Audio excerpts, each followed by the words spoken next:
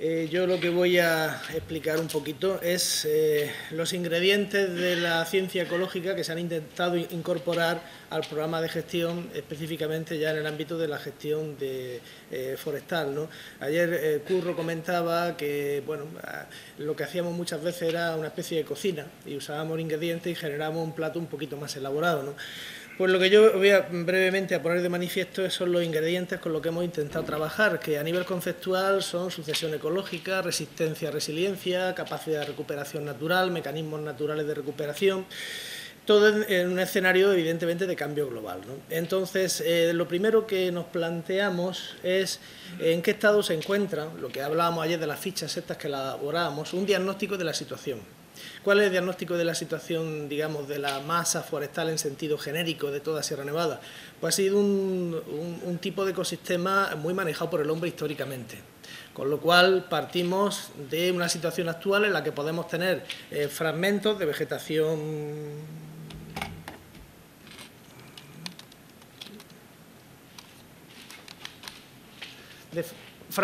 vegetación nativa. Eso es una parte de la realidad, pero también es otra parte de la realidad muchas zonas con matorral sucesional, antiguos campos de cultivo, zonas quemadas y zonas de grandes extensiones de pinares de repoblación. Entonces, desde una perspectiva ecológica y de recuperar biodiversidad y funciones ecológicas, el marco conceptual en el que nos movíamos sería de qué manera podemos recuperar funciones, de qué manera podemos estos estados sucesionales, resultado de la actividad humana, que se aproximen lo más posible a lo que sería una formación más rica y más diversa en especies sin funciones ecológicas. Y a ver si esto quiere pasar.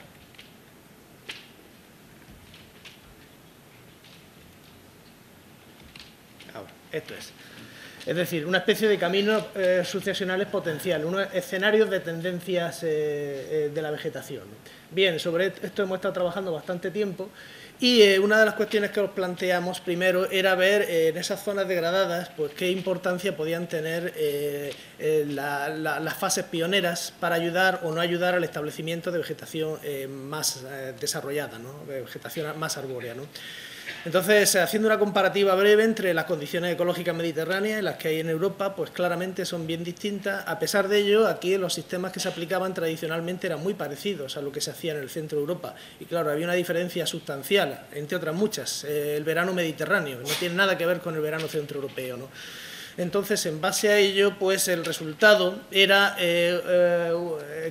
fenómenos distintos como, por ejemplo, fenómenos de facilitación entre especies, cosa que en el centro de Europa no se detecta, al revés, allí se detecta interacciones competitivas, ¿no?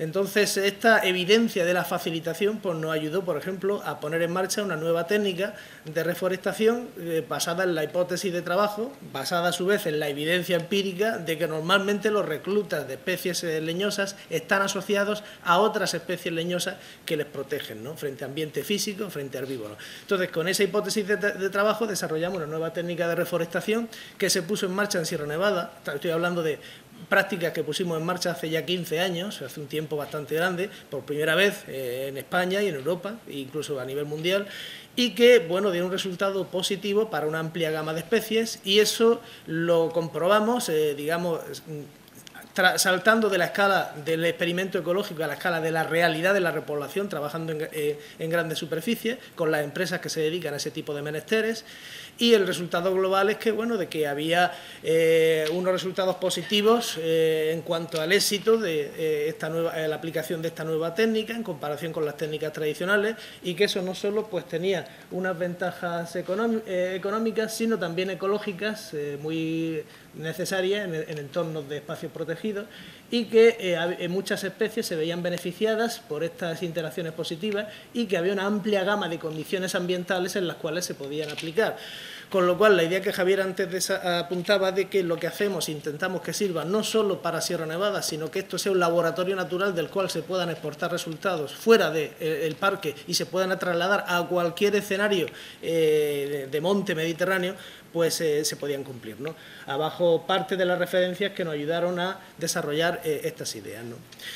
Bien, con este primer he empaquetado 10 años de trabajo y de información, o sea que realmente ahí hay mucho trabajo hecho y muchos resultados y todo apuntaba en la misma dirección y luego estudios posteriores han dado resultados también parecidos, ¿no? O sea que claramente aquí en el Mediterráneo tiene un perfil bien diferenciado de lo que es Centro Europa y una de las cuestiones que a nivel ecológico se puede decir es no aplique recetas de forma indiscriminada porque cada sitio tiene sus propias reglas ecológicas y hay que conocerlas y una vez que las conoces, aplicarlas, digamos, ajustadas a esas condiciones de cada sitio, ¿no?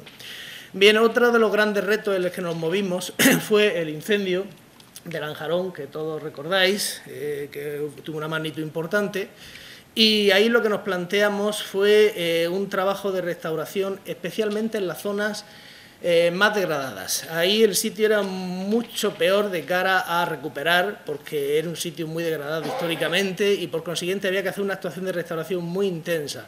Entonces ahí fue donde introducimos estos conceptos de intentar generar discontinuidades, aprovechar la diversidad biológica y tirar de los propios mecanismos de restauración natural del ecosistema.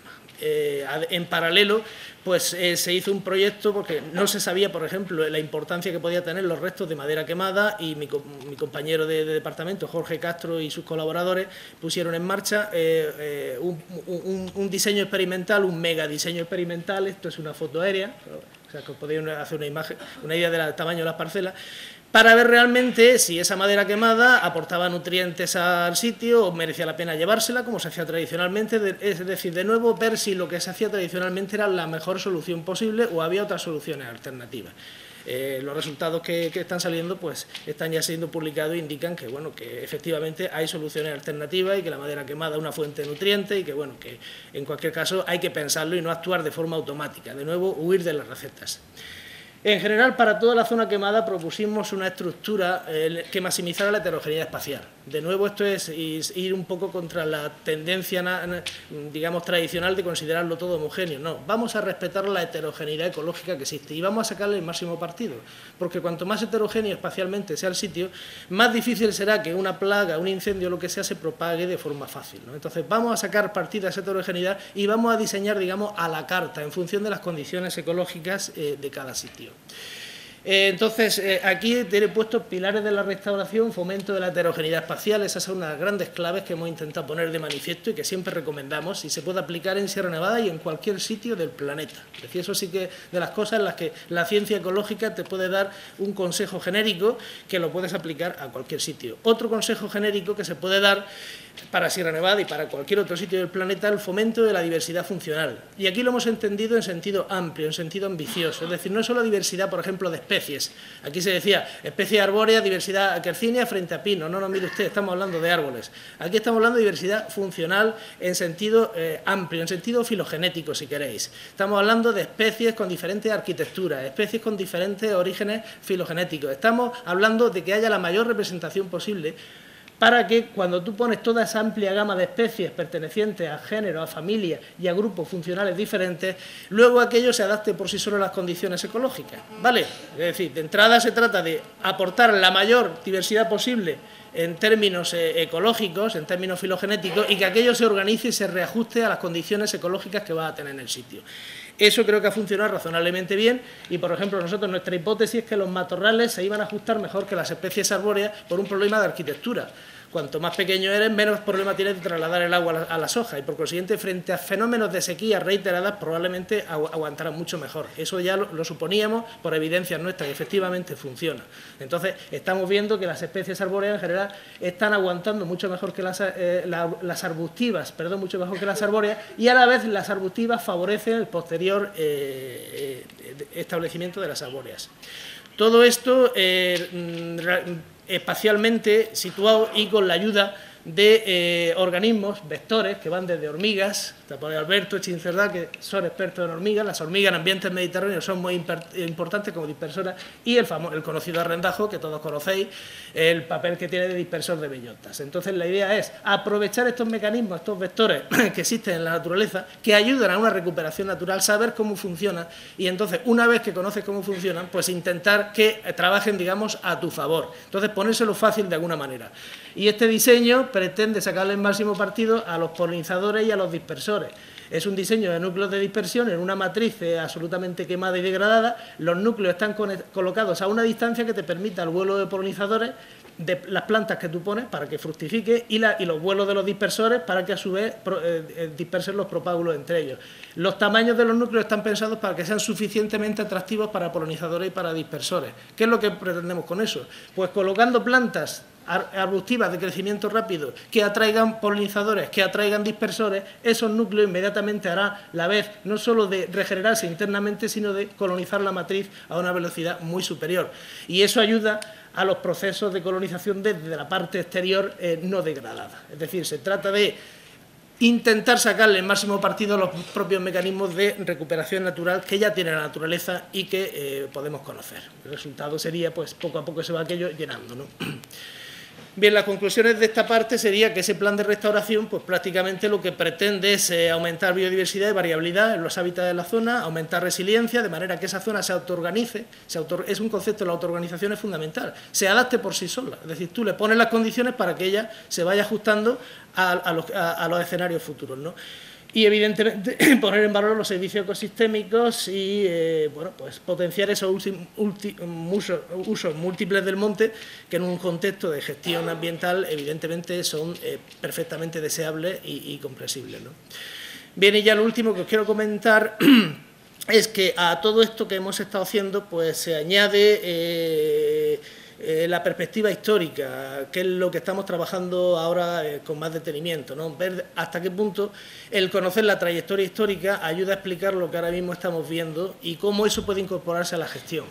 Esto es un mapa de usos de suelo de Sierra Nevada, desde el 56 hasta el 2003, que claramente estas son las zonas de cambio. Estas son zonas que en el 56 eran otra cosa y ahora son otra distinta. Claramente son repoblaciones básicamente todo, ¿no?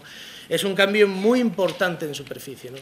Entonces, esto lo hemos planteado en el marco de un proyecto, que ahora mismo es un proyecto de excelencia de la Consejería de Innovación en vigor, que la filosofía pues intenta tirar de lo que hemos estado comentando, reconstruir pasado para comprender el presente y poder así pronosticar cómo van las manchas de vegetación evolucionando, ¿no? Aquí una cuestión que sí me parece interesante es que tanto las preguntas científicas como las que se pueden hacer los gestores coinciden. Por eso este es un proyecto auténticamente híbrido entre lo que es un trabajo de investigación y lo que es un trabajo de gestión. Es decir, a mí me interesa saber la capacidad que tiene de migración altitudinal el robledal o el enebral, como ecólogo que soy. Y al gestor también le puede interesar de cara a posible adaptación al cambio climático. Y me interesa conocer la capacidad que tienen esas formaciones de colonizar campos de cultivo abandonados, Y al gestor también le interesa para ver realmente qué potencial tiene el robledal de expandirse y ocupar antiguas zonas manejadas por el hombre. Entonces, insisto que aquí la unión es perfecta incluso en los planteamientos. Nosotros hacemos el diseño, hacemos el seguimiento de lo que está ocurriendo, con la reconstrucción histórica y con la parte actual, lo comparamos, hacemos los estudios a tiempo ecológico actual necesarios para validar esas comparaciones. Y bueno, pues aquí un poquito de los diseños y al final lo que pretendemos es en determinadas parcelas ecológicas donde vemos que se puede reconstruir con mucha fiabilidad el pasado, pues tomar toda la información, hacer todos los cortes desde el 56 hasta la actualidad de ortofotos, validar con los datos actuales y con eso generar un modelo que ayude a pronosticar el futuro de la dinámica de esa vegetación bajo diferentes escenarios futuros. Bien. Esto un poco nos lleva a plantearnos esta cuestión que de cara a la gestión la consideramos muy relevante, es que no solo hay que considerar lo que está ocurriendo a tiempo ecológico, sino hay que tener un conocimiento muy serio del histórico de manejo previo. Eso en sitios humanizados es fundamental. En Sierra Nevada es fundamental, pero en cualquier sitio ahora mismo del Mediterráneo es fundamental y me atrevería a decir que cualquier sitio del planeta es fundamental. Entonces, hay que conocer el histórico de manejo. Entonces, ahora mismo lo que estamos viendo es qué pesa más, qué puede más. La situación ecológica actual y los ajustes actuales de la vegetación con su dinámica, sus dispersores al clima actual, o la tendencia histórica de manejo que viene desde los últimos cambios de uso que se produjeron hace 30, 40, 50 años con el abandono de tierras, con las repoblaciones, etcétera, etcétera. Esto lo estamos ahora mismo trabajando y hasta ahora lo que os puedo adelantar, ya para terminar, es que el resultado, que sí que es relevante científicamente y es muy relevante para la gestión, y es que la historia explica más que la ecología. Es decir, los estudios que estamos haciendo en Sierra Nevada nos dicen que la trayectoria de la vegetación se explica mucho mejor por el manejo previo de esas parcelas que se hicieron en los años 20, 30, 40, que por lo que ahora mismo las condiciones ecológicas actuales. Entonces, la utilidad de esto es proporcionar a los gestores un mapa de zonas donde el manejo fue muy intenso y, por consiguiente, que sepan que ahí va a pesar mucho más lo que se hizo antes frente a zonas donde, digamos, el manejo fue más débil y, por consiguiente, la ecología les puede ayudar más a tiempo actual. Entonces, ellos ya con eso lo pueden, digamos, sopesar y ver realmente qué tipo de actuaciones pueden hacer dependiendo del peso de la historia frente al peso de la ecología. Entonces, si os parece, con este resultado futbolístico, pues nos vamos ya al café directo y ahora ya entran los que tienen que hablar del tema, que son los que están a pie de proyecto. ¿De acuerdo? Venga, pues muchas gracias.